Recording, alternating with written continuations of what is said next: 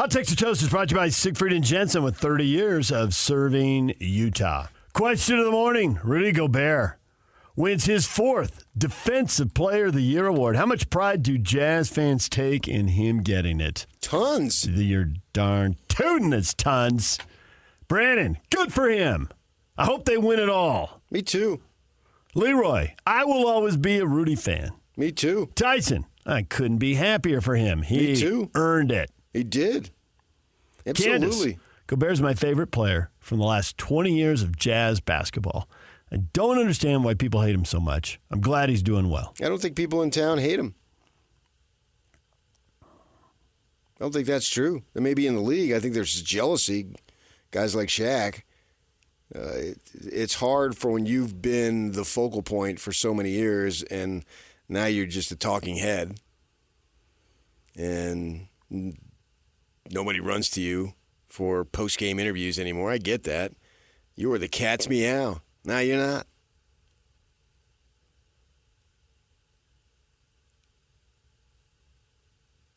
Brian, am I the only one here that does not want to see him win the title? Sure, good for him, but I hope Minnesota never wins a title before we do. What's the difference? You wanted that for Denver. How did that help you or hurt you that Denver got it and you didn't? Doesn't make any sense. Don't see that had any impact at all one way or another. Yeah. I mean, you can go around the league. Most teams haven't won the title.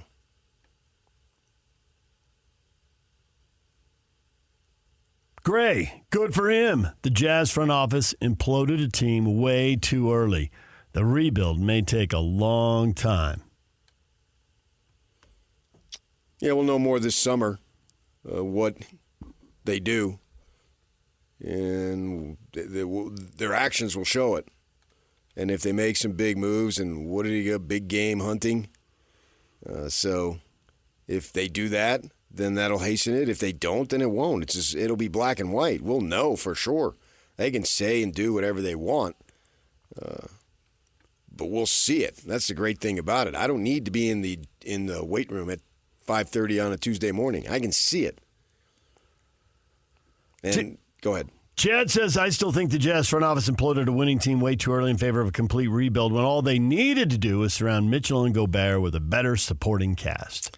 The problem was Mitchell was going to leave, and so do you go with the most bargaining power that you have, even though you don't have maybe necessarily on an equal playing field, or do you wait and maybe try to smooth it over? I mean, Cleveland's facing the same thing now. The Gobert thing is an interesting situation. You think he was paid too much. If Minnesota wins the title, they didn't pay him enough. So, and obviously Minnesota has better players than the Jazz had. There's no question about that. With Towns and Edwards, that they're better.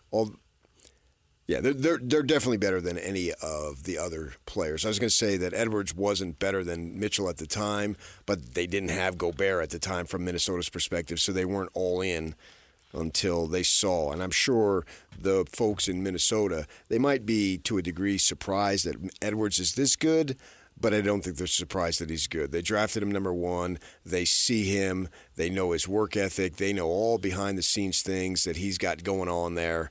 And Towns, when healthy, has been a premier player. I saw a story that I thought was spot on, that he comes in as the franchise savior, so to speak, right, at the time when he's drafted. And now he realizes, hey, I'm part of the team. I'm pretty good, but this guy over here is really good.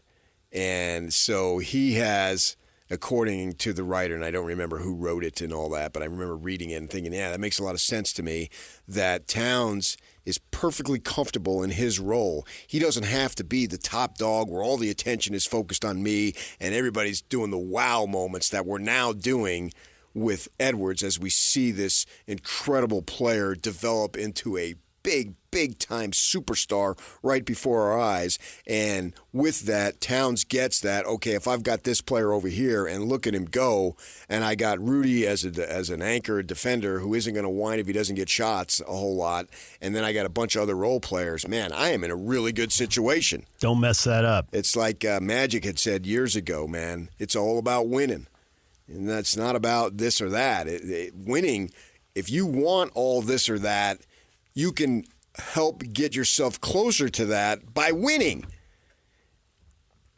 And that's what he did, and he got everybody to be on board to where it wasn't about individuals, it was about the collective, and they won 5 titles.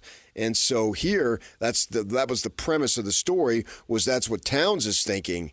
And it's working marvelously, obviously, up being 2-0, going home. Now, I don't think the series is over by any stretch. I don't care where the building is. Somehow the building doesn't determine whether you win or not. It's the guys on the floor.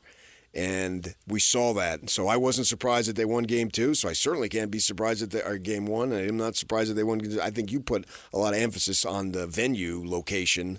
Somehow that's going to matter.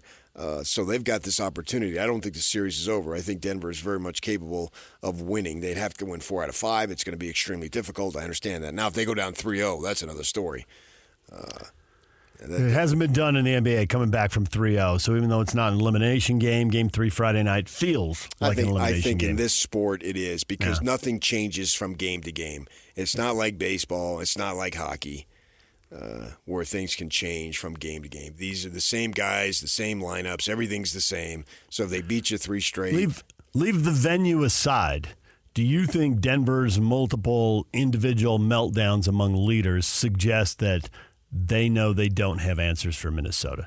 You got a star player who is usually a very cool customer, and that behavior, while totally wrong, seemed way out of place for Jamal Murray. You're the king, and you've said it multiple times. Let's not judge somebody on their worst moment. Let's look at the totality of how Jamal Murray has carried himself against his career. You said that. Once you said I'm the king, I didn't hear anything. You didn't hear anything else. You just checked out. I'm done. Royalty. Thank you. Yeah. I mean, it's about time you acknowledge me. And then you got Michael Malone out on the floor. Just don't call him Michael. Beat red. Call him Little Mikey. Little Mikey was out there, beat red, just screaming at the refs. I don't have a problem with that. Okay, but the two of them together, doesn't that suggest a team that is desperate and knows they're up against it and doesn't have answers? Well, it was early in the game on that. And they were already in trouble. Yes, they were. I don't have any problem with Malone doing it. I don't think the players need to be doing all that. Because the coach can't play. He can fire up his guys, he can use methods, and he can work the refs and all. That's what they do. But I get your point, and I agree with the premise of your point. They wasted way too much time worrying about refereeing because it wasn't like they were calling ticky-tack fouls on them and allowing the mugations of the Denver Nuggets by the Minnesota Timberwolves. You know what I mean? Nice made-up word right there. And it's totally made up, and I know exactly what you mean. Right. Mugation. It was the cliche in baseball, call it both ways. Well, they were, or not calling it both ways in this case. You got a couple more calls that wasn't going to make any difference because Minnesota was running away. Yeah, and Minnesota was feasting on their physicality, and Denver didn't know how to match it. That's why I don't think the series is over, although obviously I'm going to favor Minnesota because I think Denver, and they played on Monday, and they don't play again until Friday, which is way too long. If I'm Minnesota, I don't like that schedule. I'd want to get back to travel and play today and keep it going, but that's not what the league is doing because never forget, it's a TV product. It's not pure sports. Sports is the peg, but it is a TV product. That's the point of the whole thing from the league perspective. You asked me why I didn't live and die with the Knicks and all that as a kid, because I understood it was a TV product. It was entertainment. Just like whatever show, CSI and Law and Order, they're all the same. Once you put it on TV, it's an entertainment product. And it's the same thing with these ding-dongs on this MSNBC and Fox and all this stuff. It's entertainment. And people take it like it's gospel. Oh, man, these people they're making money. It's entertainment, you fools. Turn it off. Now, keep us on. Well, they get so caught up in that political nonsense. It's entertainment. And they should be playing tonight. But the point I'm making is if I'm Denver, let's go ahead and figure out a way to combat it, whether it's literal hand-to-hand combat in a basketball sense, and we show our physicality or whatever they might do, go ahead and do it. And I think they were caught off guard by the physicality that was allowed, not necessarily the mugations that Minnesota was going to do, but what was going to be allowed. Malone comes out and is red-faced, and he's from Jersey, so that's the way he is, and they don't throw him out. Well, in a regular season, man, they would have tossed him 5 times over. He probably would have been suspended a game or 2 for not leaving the court in an orderly manner. But they let it go, right? They didn't not one tee, not one. I felt like I was in the 1980s. It was great. They didn't have to go to see caucus every third play. Oh, did he touch him? Was it intent? Was it this? Was it that?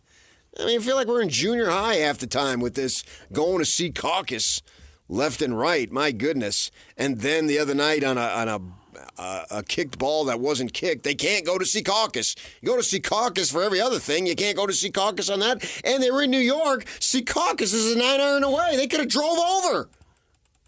But they can't do it. We're going to hop the subway way back in. Yeah. They could have literally gone in person. That's how close Google directions. Secaucus to Madison Square Garden? Yeah. You want to know how many miles away we minutes. But they couldn't go check that. That doesn't make any sense to me. They could check every other thing and go to the monitor. Well, that's not reviewable. Why? Is it because it's the Knicks? I mean, what's their problem? Review it. Yeah. They've got their rules. And they could have seen that, okay, he didn't kick the ball, which I think you ought to be able to kick the ball anyway. I don't know why kicking is such a big deal. Nobody kicks it. If it goes off your thigh or your calf, they consider that a kick. You can stick your arms out, but you can't stick your legs out? Right. That never made any sense to me. Yeah, it gives the defense an advantage, and they want more scoring. But, okay, then you don't have deflections then. You can't stick your arms out. What's the difference? You're trying to block a pass.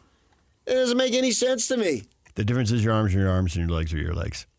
They didn't want to give the defense that big a disadvantage. 6 miles, 21 minutes by car. That's right. There it is. I'm 6. I knew how much, but I made that trip. Wow, 7 minutes on the train to Secaucus Junction. So there you go. Hop in the train. Nobody drives. But you can't park. It's Why too would you crowded. Drive? Yeah. Just have a helicopter waiting. Just I've taken that train from from Jersey 1,000 times, from West Orange, no less. And one time I couldn't find a place to park, a little park and ride. Uh-huh. And so my mother, we were going in the city, and this is fairly recently, not when I was a kid. And my mother is getting on the bus, and I'm trying to find a place to park, and she acts like she can't move. She acts like she's stalling? Oh, big time. Oh, my sciatica. And my mother used to come up here, and we'd take her to the water park, and she'd get on those slides and go hauling down. And so this time, she's looking, and she could see me, and I finally find a place to park. Now I got to sprint like 100 yards, right?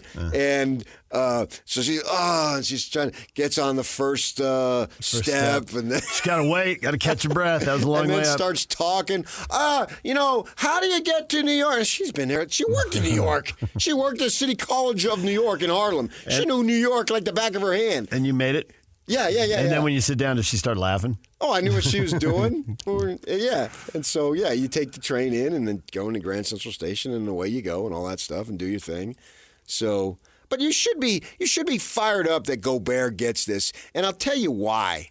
It's very simple. All you BYU and Utah guys, when players go into the NFL or wherever it might be, you root your heart out for them. So why wouldn't you root your heart out for Gobert? It's the same thing. He's one of your own, man. You found him. You developed him, much like you did Britton Covey, Kyle Van Noy, Fred Warner, whoever it might be. You cheer for those guys. It's the same premise. Get on board. Go Rudy. DJ PK, it's 97.5 The Zone. Ryan Abraham, USCFootball.com, is going to join us coming up.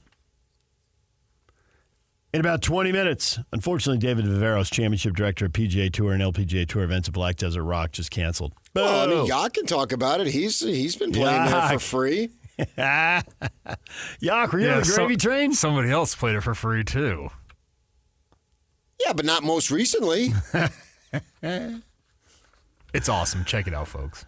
DJ PK, Ryan Abraham, top of the hour, right here on The Zone. And now, a look at traffic.